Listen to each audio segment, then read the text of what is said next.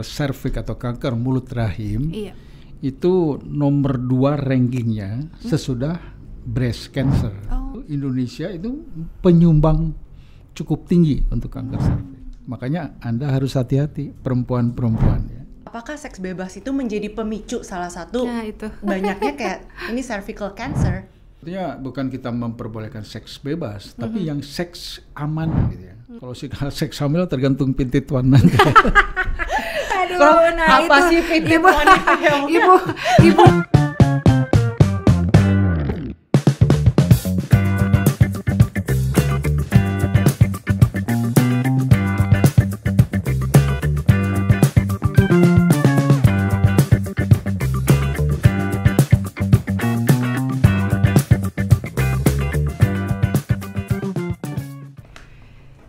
Assalamualaikum warahmatullahi wabarakatuh. Selamat siang sahabat Kelight. Alhamdulillahirabbil alamin. Saya Vivi Salvia Kusman bisa kembali lagi menjumpai Anda di podcast seri ketiga. Dan hari ini kita akan membahas jaga reproduksi, jaga masa depan, kenali dan cegah kanker serviks sejak dini. Nah, ini sudah hadir narasumber kami yang sudah tidak asing lagi, ada Profesor Dr. Yudi Mulyana Hidayat, Dr. SPOG KONKDMAS. Halo. Iya, tapi Prof itu yang cantik sebelah situ siapa ya? Coba tanya aja lah. Iya, ini ada kedatangan narasumber kami satu lagi yang cantik adalah Ibu Diah Nyoto Wijoyo. Beliau adalah Direktur PT Royal Medical Link Pharma Lab. Halo Ibu. Halo, salam kenal Bapak Ibu semua. Halo, ini di Sahabat Kelight ini luar biasa karena kemarin kita udah ngobrol banyak tentang masalah ya reproduksi perempuannya nggak sih Prof? Ya kan? Iya. Iya. Terus teh apa Prof sebelumnya seks bebas. Nah. Kalau sekarang ini adalah jaga reproduksi, jaga masa depan, kenali dan cegah kanker serviks sejak dini, Prof. Nah, kalau bicara soal kanker serviks nih, Prof, itu kan apa ya? Itu kan nakutin banget gitu ya buat semua perempuan kayaknya. Seberapa umum sih sebetulnya kasusnya di Indonesia, Prof? Gini, kalau bicara kanker serviks atau kanker mulut rahim, itu nomor 2 rankingnya sesudah breast cancer atau payudara. Di dunia juga sama. Di Indonesia ternyata sama juga. Kanker serviks masih nomor 2 dibanding breast ya. Hanya problemnya jumlah dari nomor 2 itu Indonesia itu penyumbang cukup tinggi untuk kanker serviks. Artinya kalau di negara lain sudah mulai berkurang kejadiannya, tapi di Indonesia itu masih tinggi. Makanya Anda harus hati-hati perempuan-perempuan ya. Jangan sampai terlena ada keputihan harus segera diobati. Nah, itu dia ya. Karena kalau bicara soal faktor resiko ya Prof ya, apa sih sebetulnya faktor resiko yang menjadi pemicu sekali gitu untuk meningkatkan kemungkinan terkenanya kanker serviks itu, Prof Yudi? Yang jelas kan gini, kita sepakat di dunia udah sepakat bahwa penyebab kanker serviks itu ada virus. Namanya human papillomavirus. Nah, human papillomavirus itu masuk melalui kontak seksual. Jadi kesimpulannya, makin dini seksual intercourse atau seksual aktif, makin dini virus akan masuk ke dalam mulut rahim. Ya kan? Nah, artinya kalau virus masuk ke dalam mulut rahim, itu makin dini mulai virus itu merusak sel di dalam ya. Nah, oleh karena itu sekarang jangan takut sih. Karena kita punya vaksin sekarang. Nah, itu yang pengen saya tanyakan. Untuk protektif, ketika virus sudah masuk, dia tidak serta-merta merusak sel di dalam tubuh. Gitu. Jadi, Prof, kalau ada pertanyaan nih gitu ya, mengapa deteksi Pap smear terus sama vaksin HPV itu harus segera itu seperti itu karena ya jadi kalau kita kelompokkan ada yang disebut primary prevention atau pencegahan primer. Iya. Pencegahan primer itu apa? Tadi vaksin. Ketika mulut rahim masuk virus, di dalam sel sudah ada penjaganya. Oh, itu maksudnya. Imun sistem namanya. Yang kedua, mulut rahim itu kalau bibir saja nih ya, bibir kalau tidak ada luka, dia akan kuat. Tapi kalau bibir atau mulut rahim ada namanya mikrolesi atau goresan-goresan yang luka di dalam mulut rahim, itu pintu yang paling baik untuk masuknya virus. Sehingga pencegahan primer itu apa? Kebersihan di daerah bawah, yang paling penting. Yang kedua, vaksin. Itu yang primer, primary prevention. Tapi secondary prevention ya, virus masuk nih, merusak sudah terbentuklah yang disebut sel prakanker. Nah, sel prakanker itu harus dideteksi dengan apa? Pap smear, dengan IVA test, itu secondary prevention. Artinya sudah ada nih kelainan gitu. Oh gitu. Paham ya? Tapi Prof, saya mau nanya ya, kalau misalnya seks bebas, apakah seks bebas itu menjadi pemicu salah satu banyaknya kayak ini cervical cancer? Artinya kalau seks bebas, seseorang melakukan sexual intercourse itu sedini mungkin kan, dengan tidak unsafe. Terus kemudian pasti dimulai pada usia-usia lebih muda, dini, ya lebih muda. Artinya lebih muda dia akan terinfeksi terpapar oleh virus. Berarti kalau misalnya itu kaitannya sama gaya hidup, Prof, itu memang bisa ya, Prof ya? Betul. Maksudnya salah satu pemicunya itu gaya hidup atau pola makan gitu, Prof? Gini, pola makan itu bisa menjadi secondary. Okay. Primernya adalah infeksi virus. Nah, secondary itu artinya begini, begitu sistem kekebalan tubuh kita turun, ya, kemampuan sel untuk mempertahankan dirinya jadi turun, sehingga virus bisa merajalela di situ. Jadi secara tidak langsung, bukan langsung, langsung adalah virusnya gitu. Tetap ya, Prof, tetap kayak seks bebas dan lain-lain itu tetap itu menjadi first. Persis. Pemicu Ibu. Pertama ya, Prof ya. Ya, artinya ya sebetulnya bukan kita memperbolehkan seks bebas, tapi yang seks aman gitu ya. Pertama ya harus ya mungkin nikah dan sebagainya. Yang kedua ya vaksin, kita punya vaksin perlindungan dari umur 10 tahun. Sekarang kita lindungi anak-anak itu. Iya katanya ya, Prof ya. Sekarang supaya kalau begitu dia tidak ada risiko hamil, udah jelas nggak bisa ini. Tapi risiko untuk kena serviksnya tuh harus kita cegah. Iya. Kalau seks hamil tergantung pintit warna. Aduh, nah apa itu, sih pintit wanita yang ibu dia yang cantik ini sampai katanya ini boleh dikasih tahu nggak sih, Prof? Ini yang gelis ini tuh masih single katanya, Prof ya? Katanya sebegitu. Tapi saya nggak tahu juga. Saya aja perempuan senang ngelihatnya. Aduh, Masya Allah, cantik banget Ibu Dia. Ya Allah, nanti kita mau tanya-tanya sama Ibu Dia ya, Prof ya. Boleh. Ini kan terkait dengan ini nih peran sistem imun, Prof, dalam mencegah itu tadi pertumbuhan sel-sel abnormal di leher rahim itu tadi. Jadi begini. Sistem imun itu kan sebetulnya mekanisme tubuh, ya. Mekanisme tubuh secara natural, bisa juga mendapatan adaptif, adaptif. Ya. Nah, yang natural itu artinya apa? Tubuh sendiri membuat antibodi namanya. Pada setiap ada benda asing sebagai penyebab atau agen, namanya, ya. Agen, kuman, virus dan sebagainya. Nah, kemampuan tubuh di dalam membentuk antibodi itu sangat tergantung pada bahan-bahan untuk itu. Contohnya ini, kita bicara albumin ya. Albumin tahun tuh kalau rendah, kemampuan sistem imun jadi kurang.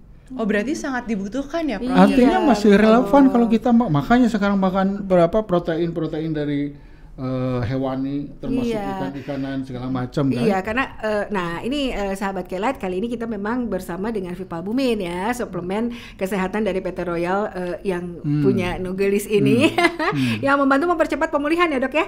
Ya Prof ya, dan mencegah daya tahan tubuh termasuk kanker serviks itu tadi. Nanti juga saya pengen tanya-tanya, ini boleh tanya dulu sama Ibu Dia nggak, Prof? Oh, sangat boleh, silakan digali. Ini kan banyak. Jangan nanya status tapi ya. Oh, tadi udah dikasih tahu, Prof. Nggak apa-apa ya, Bu Dia ya. Nggak apa-apa. Aduh, ya ampun. Iya, ini kan banyak ya pasien kanker serviks itu mengalami kelelahan dan penurunan daya tahan tubuh. Nah, sebetulnya apa pendekatan dari PT Royal sendiri dalam mendukung proses pemulihan mereka? Oke, terima kasih Bapak Ibu. Sebelumnya terima kasih atas Prof Yudi nih, Prof yang luar biasa lah ya. Suatu kehormatan juga kami bisa bersama dengan Prof Yudi untuk ada di podcast ini. Vipalbumin adalah ekstrak ikan gabus yang 100% ekstrak ikan gabus yang kami olah dari hulu sampai hilir. Yang artinya ikannya sendiri pun ikan natural. Jadi beda kan ya kalau ikan yang di farm atau yang dibudidayakan sama ikan yang dari natural. Kalau Vipalbumin kita menggunakan ikan-ikan gabus yang memang dari natural. Nah, kenapa itu kalau misalnya coba kita makan ikan patin deh. Ikan patin yang budidaya sama ikan patin yang natural pasti beda. Karena lebih lembut, lebih halus karena apa? Kandungan proteinnya dan muscle-muscle tersebut bentuknya lebih baik. Nah, ekstrak ikan gabus ini yang kita ada dalam bentuk kapsul ataupun saset, yang saset VIP albumin udah satu-satunya fitofarmaka, yang artinya sudah standar sama kayak obat. Dan kami halal, pastinya ya halal.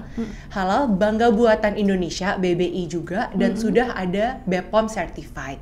Perusahaan kami sendiri itu sudah GMP certified. Nah, jadi udah aman lah ya, keamanan semuanya sudah aman. Kami proteinnya tuh di atas 85%, 86,7% to be exact. Jadi setuju nih sama yang Prof Yudi bilang. Kalau kandungan albumin dalam tubuh kita cukup, maka imun sistem kita akan lebih baik. Karena kenapa manusia tuh butuh protein dalam tubuh. Nah, protein-protein tersebut bisa didapatkan dalam VIP albumin, tapi tentunya butuh konsultasi ke dokter-dokter kesayangan Anda. Nah, termasuk satunya Prof ya. Termasuk Prof Yudi. Oh iya, dan memang betul ya Prof, nutrisi itu penting untuk menjaga kesehatan organ dan pusat, salah satunya dengan suplemen vitamin ini ya Prof ya. Iya. Nah, sekarang begini ya, kalau kebutuhan tubuh terhadap albumin gitu, memang selama ini secara natural kita bisa mendapatkan dari makanan, ikan dan sebagainya. Bisa dibayangkan kalau dalam kondisi ekstrim kadar albumin sangat rendah, itu harus makan berapa truk tuh? Berapa truk ya Prof ya? Sedangkan sediaan-sediaan yang ada sebetulnya sudah diekstrak sedemikian lah ya, artinya konsentrasinya cukup tinggi. Jadi cukup satu kapsul berapa kilo tuh? Itu kira-kira gitu ya, tergantung kebutuhan. Iya, jadi penting sekali sahabat K-Lite, karena memang sekali lagi VIP albumin ini suplemen kesehatan dari PT Royal yang membantu untuk mempercepat pemulihan dan menjaga daya tahan tubuh termasuk kanker serviks. Nah, ini seperti yang diceritakan Ibu ya, bahwa salah satu peran atau nah ini kan sangat mendukung sekali ya Prof ya, Royal ini untuk perempuan-perempuan apalagi yang sudah terkena atau melawan kanker. Kalau boleh saya tahu Ibu, sejauh mana PT Royal ini dan peran VIP albumin ini dalam pemulihan pasien yang terkena kanker? Pasti ini pemulihan pasca operasi. Mungkin karena kalau lebih cancer, Prof Yudi ahlinya gimana kalau kita dengar dari Prof Yudi aja. Gimana katanya Prof? Gini, mungkin saya bicara secara general dulu ya. Bahwa albumin itu fungsinya ada banyak ya. Salah satu yang dibutuhkan oleh tubuh ketika albumin ini juga sebagai media mengantar gitu. Media mengantar di dalam pembuluh darah tuh. Contoh kalau obat yang kita makan, yang ngantarkannya siapa gitu ke sana. Itu juga albumin punya peranan. Kalau albumin itu rendah, hipoalbumin, kemampuan ini berkurang. Sehingga apa? Nggak sampai itu tujuan. Itu kalau dari satu sisi. Yang kedua, albumin itu bisa menyebabkan proses ya, penyembuhan di dalam tubuh itu baik. Contoh ya luka operasi, maaf ngomong sebelum itu, cancer itu menggerogoti tubuh, menggerogoti sel, sehingga apa yang terjadi? Albumin sangat rendah. Karena albumin sangat rendah, sengaja oleh cancer dibuat seperti itu. Untuk apa? Menurunkan daya tahan tubuh seseorang, sehingga si cancer bisa merajalela. Dengan begitu apa? Kalau albuminnya rendah, kemampuan tubuh untuk mempertahankan dirinya kan kurang. Cancer bisa merajalela dan sebagainya. Oleh karena itu, makin lama stadium makin lanjut, jelas kemampuan tubuh atau daya tahan tubuhnya makin rendah. Ditambah lagi seorang wanita dengan cancer, makannya juga nggak enak, susah segala macam. Berarti asupan protein juga kurang. Yang makin penting itu sebetulnya apa? Luka. Albumin itu dibutuhkan untuk proses penyembuhan luka. Contoh pada luka bakar, bayangkan. Pasti albumin banyak keluar. Atau luka sayat, untuk menyatunya pinggir luka dengan pinggir luka itu butuh. Sesar pun juga bisa ya. Betul. Sesar, operasi apapun, luka sedikit pun itu butuh kan proses penyembuhan. Albumin punya peranan untuk healing di situ. Jadi banyak sekali sebetulnya kebutuhan ini, dan ini harus dimakan, harus dapat tubuh itu. Nah, ya makanya ini ya Ibu ya, produk ini hadir salah satunya itu ya untuk mencegah dan membantu untuk para perempuan ini yang sudah operasi supaya kembali fit begitu. Penyembuhan pasca operasi Penyembuhan lebih pasca ya. operasi, betul. Karena kayak VIP albumin yang saset, yang fitofarmaka itu kan juga setara dengan 20% infus albumin. Berarti juga cost terapinya akan lebih murah gitu. Maksudnya lebih terjangkau lah, lebih ekonomis bahasanya kayak gitu ya.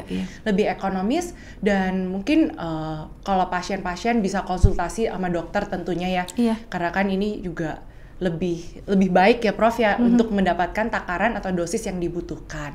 Nah, karena protein ini dibutuhkan dalam tubuh, jadi penggunaan ini tuh nggak ada yang namanya efek samping, karena kan ini natural. Nah itu. Jadi nggak ada efek samping dan juga daripada makan ikan, kalau dulu kan zaman dulu gitu, zaman nenek moyang kita atau zaman orang tua kita, itu ikan gabus ditim, dikukus, terus habis itu dimakan. Padahal sebenarnya yang kita butuhkan ekstraknya, sari-sarinya. Maka Royal Medica hadir dengan menyediakan ekstrak ikan gabus dengan berbagai jenis. Nah, ada yang saset, ada yang kapsul, ada yang OS juga langsung minum gitu, dan ada yang salep buat nyembuhin operasi pasca operasi. Nah, itu yang mau saya tanyakan itu, apakah memang produk lain dari Royal Medica yang mendukung kesehatan perempuan Indonesia begitu, Ibu? Pasti, tapi nggak cuma perempuan doang loh. Jadi kan kalau perempuan doang kok limited banget gitu ya. Iya ya, aduh iya. Kalau yang luka hatinya aja laki-laki. Dari sahabat Kelat yang lagi nonton, karena kan pasti senang ya ngeliat Ibu ya. Coba pakai albumin. Tapi luka hati nggak bisa disembuhin sama VIP albumin gel lah ya, Prof. Beda lagi ceritanya ya. Beda lagi itu mah. Aduh, nah itu tadi, jadi banyak sekali, boleh dijelaskan lagi barangkali Ibu Dia. Boleh ya. Jadi VIP albumin sendiri kita banyak sediaan. Ada namanya VIP albumin yang saset, itu setara dengan 20% infus albumin, dan itu satu-satunya yang sudah fitofarmaka di Indonesia. Ada VIP albumin kapsul yang ya kurang lebih 10 kapsul equals dengan 1 saset. Tapi bentukannya kapsul ya. Nah, ada juga yang VIP albumin OS, oral solution. Kayak tolak angin langsung tinggal diminum karena kan cairan, liquid solution. Dan VIP albumin gel itu kayak buat luka. Jadi diinin kayak ya luka disalepin lah ya, itu VIP albumin gel. Kita juga baru keluar yang baru VIP albumin junior. Nggak cuman ibu-ibu doang, tapi anak-anak juga membutuhkan kadar protein dalam tubuh. Biar bertumbuh, biar apa. Hari gini kan anak-anak juga susah makan ya. Maka dari Royal Medica juga menyediakan VIP albumin junior yang untuk memberikan suplementasi nutrition kepada anak-anak.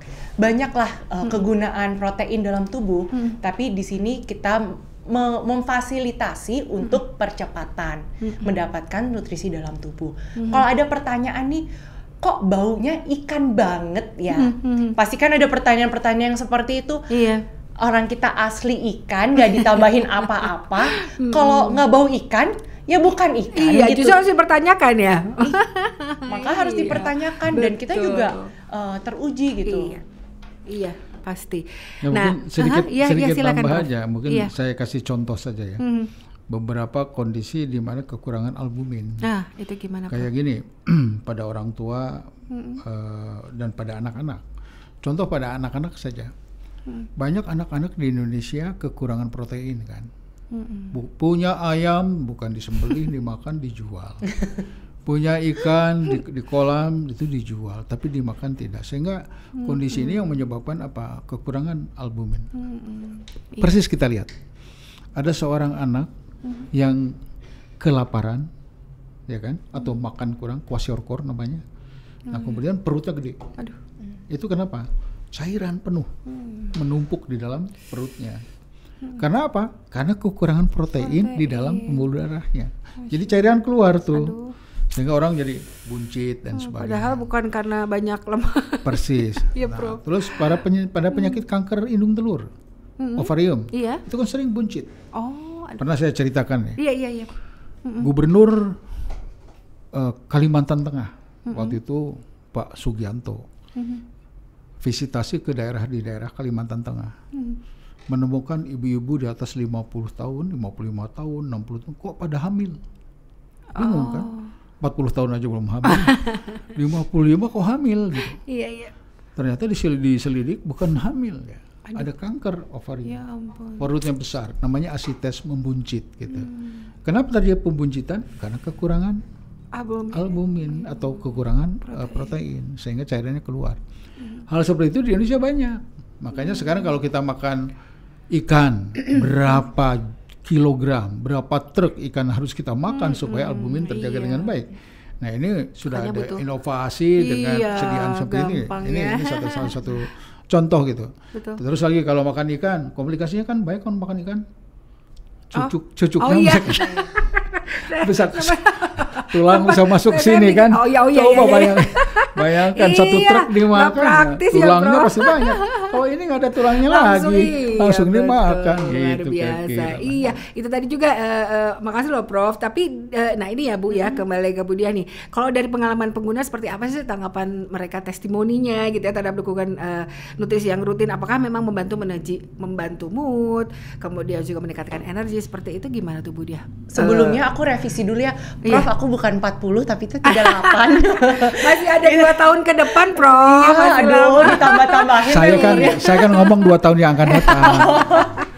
Masa ini podcast 2 tahun lagi, tapi Prof baru ditayangin.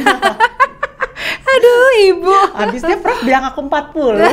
Biasa Prof cewek nggak ini kalau ditambah-tambahin umurnya. Bener. Saya tuh 20 jalan, Prof, 17 jalan ya. Tapi memang kelihatan seperti 20 kok. Terima Ibu kasih. Cantik sekali. Terima kasih.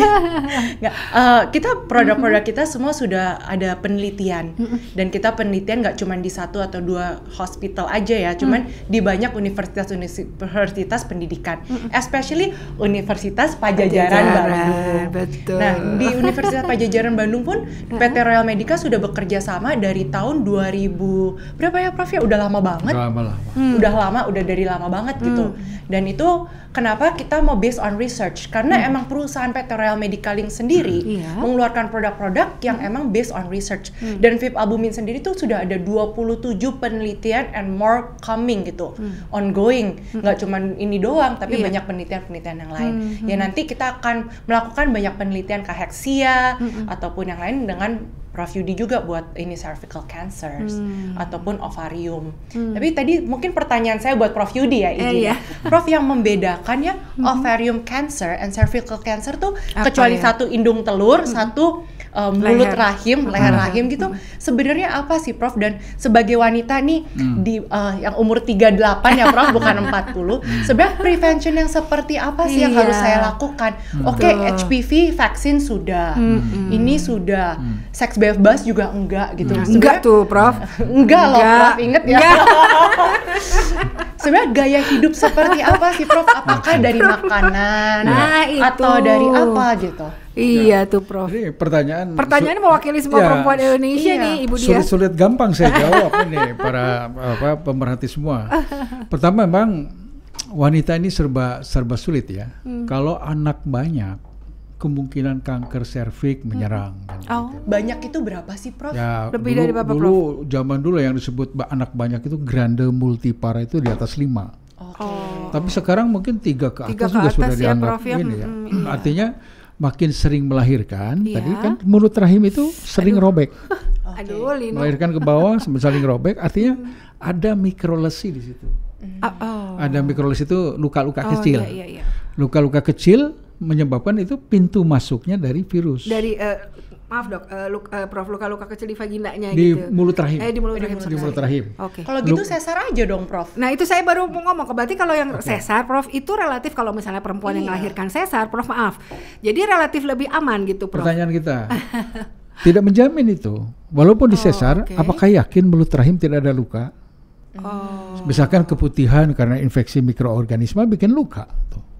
Tidak selalu, apalagi kalau ini melahirkan. Kalau melahirkan jelas kan lukanya begitu besar kalau normal, kan begitu ya. Nah, artinya apa? Kemungkinan untuk virus masuk ke dalam sel itu makin besar.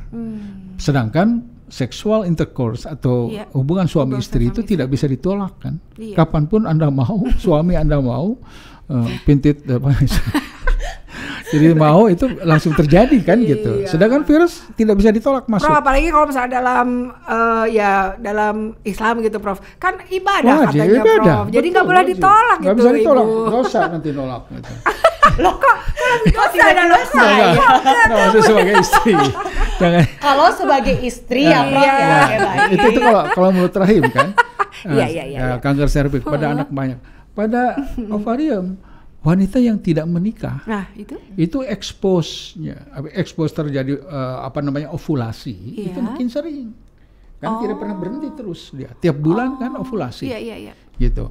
Karena sering ovulasi itu muncul semacam trigger untuk rangsangan terus-menerus sehingga timbul kanker ovarium di daerah rusak ovulasi itu kan pecah. Di daerah pecahnya itu timbul namanya inclusion bodies itu kan bikin cikal bakal kanker ovarium. Makanya tidak ada pilihan jadi perempuan itu. Anak banyak jadi kanker serviks, tidak punya anak kanker ovarium, mioma, murut rahim dan sebagainya. Makanya saya nggak mau jadi perempuan. Saya lebih suka mengurus perempuan gitu. Karena saya pikir saya lebih suka membuahi, Prof. Nah itu jelas, itu jelas. Maksudnya, tapi nggak usah takut karena ini kodrat kita sebagai perempuan. Iya. Apakah kanker mulut rahim tidak bisa dicegah? Bisa. Nah itu. Anak banyak nggak boleh. Ya sekarang sih mungkin jangan banyak-banyak. Tapi artinya risiko kanker mulut rahim itu bisa kita cegah dengan baik. Ada vaksin, ada pap smear, ada macam-macam. Ya ovarium, ya kontrol yang dengan baik.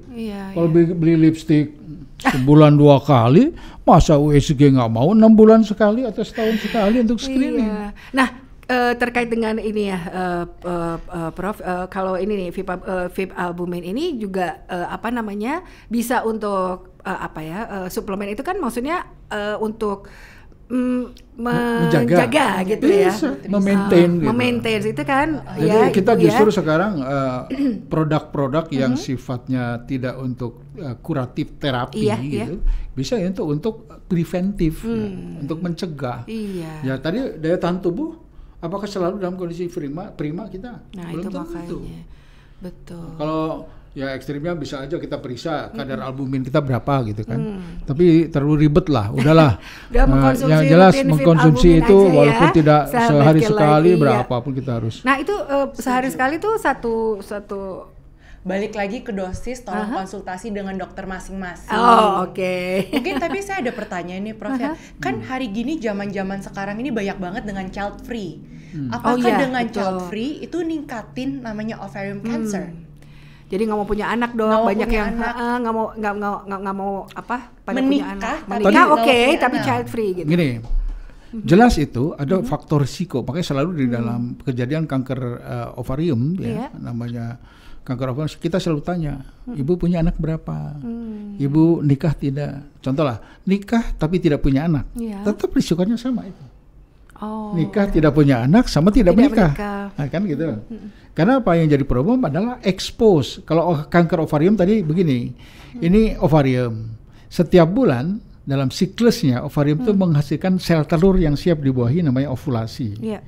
Pada saat ovulasi terjadi pecah. Kalau telur ayam itu pecah menetas, tempat pecahan dari itu yang rawan ya Prof. Itu yang tempat timbul sel-sel yang bakal menjadi ovarian cancer kan gitu. Artinya risikonya kalau nggak punya anak ya itu risikonya gitu. Cuman apa kita jadi takut, stres? Nggak apa-apa. Kontrol saja secara rutin karena memang susah kita untuk mencegahnya kan susah. Wanita pasti kan mengalami itu. Artinya apa? USG saja 6 bulan sekali atau setahun sekali untuk mencek. Kalau ketahuan kan nggak kanker itu tiba-tiba muncul langsung stadium 4 kan bertahap gitu. Tapi kalau kayak gitu ya Prof, misalnya udah punya anak banyak gitu ya, kan sekarang lagi zaman-zaman udah kayak gitu angkat aja rahim. Kalau udah diangkat rahim berarti nggak mungkin bisa ovarium cancer dong. Relatif aman nggak Prof? Kalau angkat rahim, apakah ovariumnya ada nggak? Masih ada. Masih ada ya kemungkinan masih ada. Masih ada. Berarti kalau angkat rahim, kanker mulut rahim, kanker rahim ya tidak ada karena sudah diangkat. Nah sekarang kalau diangkat rahim, ovariumnya diangkat atau tidak? Kalau ovarium diangkat, kemungkinan kanker ovarium nggak ada. Pertanyaan kita, wanita umur berapa? Operasi kita mikir kan dilema, makanya dokter itu art di dalam menentukan. Ovarian cancer, kanker ovarium atau tumor di ovarium tidak harus dibabat habis kalau usianya masih di bawah menopause. Oke. Ini kan belum, bisa diangkat ovariumnya. Nanti lihat cowok ganteng aja nggak tertarik gitu. Dan ovariumnya nggak ada kan. Sudah Libido, hilang hasrat libido seksual segala macam gitu, Prof. dari ovarium. Ya kayak ngomong kayak nenek-nenek yang udah menopause. Melihat Ivan yang ganteng tertarik nggak? Belum tentu. Karena tidak ada hasrat. Oke, iya. Ya kalaupun lihat si Ivan ganteng ya paling ya ganteng cuma datar saja. Kalau yang muda-muda ganteng ya, itu pasti ada menerawang yang lain-lain kan gitu. Karena itu ada pengaruh hormonal. Gitu. Makanya pada wanita itu kalau operasi harus pikirkan satu, fungsi reproduksi. Apakah wanita itu masih menginginkan anak? Kalau menginginkan anak jangan diangkat rahimnya dong. Fungsi hormonal, haid. Ada wanita kalau tidak merasa haid dia bukan merasa wanita. Padahal anaknya udah 7 gitu. Terus kemudian yang ketiga ada fungsi seksual. Apakah dia masih punya suami atau tidak? Ya kita bayangkan kalau misalkan dia masih punya suami, vagina saya tutup. Kemana bapaknya main? Walaupun lubang banyak itu. Ya kan? Nah, itu art ya di dalam decision memutuskan apakah ini harus diangkat atau tidak. Kalau nggak begitu ya kasihan. Oke. Ih, ngeri ya, Bu. Gak usah ngeri, diwaspadai ya. Kanker serviks kan saya katakan, kanker serviks itu tidak perlu ditakuti. Tapi diwaspadai. Nah, karena bisa dicegah itu. Nah, makanya itu tadi yang mau saya sampaikan. Ini ya, sahabat kita banyak juga yang takut gitu nggak mau pap smear karena takutnya ntar ketahuan gitu. Yang salah. Nah, itu paradigma yang harus dirubah ya, sahabat kita. Justru paradigma itu yang salah ibu-ibu. Iya, justru nanti nggak ketahuan udah stadium 4. Nah, itu ya.